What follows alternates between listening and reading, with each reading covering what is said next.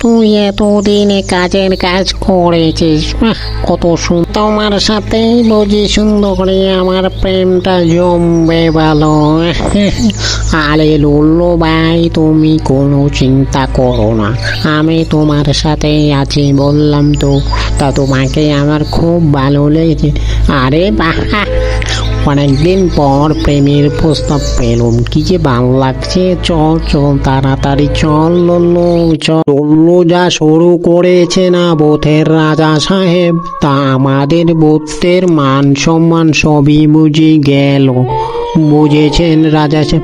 কেন রে, কি হয়েছে আবার? হ্যাঁ, লল্লুর ব্যাপারটা আমি দেখব। লল্লু বুঝি আজকাল ওই মৎস্যকন্যার সঙ্গে প্রেম করছে? তা হ্যাঁ, আমি আর কি বলবো, যা বলার এই বুঝি বলবে। হ্যাঁ বলছি, আরে রানীমা, আমি ঠিকই বলছি। ওই লল্লু বোধ আজকাল মৎস্যকন্যার সঙ্গে একটু ডলা করতেছে বেশির বেশি।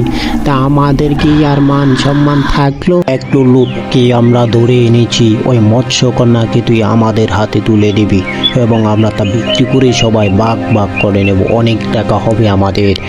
তুমি আজকাল নাকি লল্লুপতির সাথে প্রেম করতেছো, তা আমাদের মৎস্যকন্যাদের মান সম্মান সবে গেল বুঝি?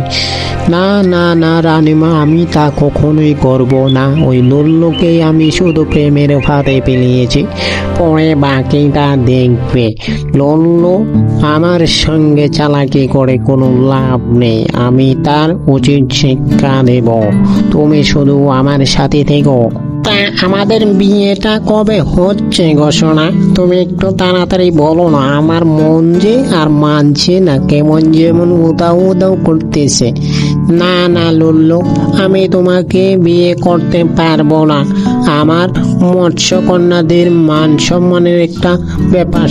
না না না, আমার মনে হয় আর মৎস্যকন্যাকে বিয়ে করা কিছুতেই সম্ভব হচ্ছে না, কারণ মৎস্যকন্যা আজকে আমাকে না করে দিয়েছে। এখন বলছি কি করা যায়, একটু বাবা চিন্তা যায় না? হ্যাঁ, আমি কি আর সারাদিন একলা একলা কি করব? তা বলছি পচুদা, আমরা সবাই মিলে ওই মৎস্যকন্যাকে কিডন্যাপ করে নিয়ে আসবো। কি ঠিক বলিনি? হ্যাঁ, একদম ঠিক বলেছ। তা তোমাদের কথায় যুক্তি আছে বটে, আমি কি আর কব। তা সবাই মিলে করি কাজ, হারি জিতি নাহি। সবাই আজকে লল্লুকে উপহার দেব, কারণ লল্লু ওই মৎস্যকন্যাকে বাদ দিয়ে দিয়েছে, তাই আমরা আজকে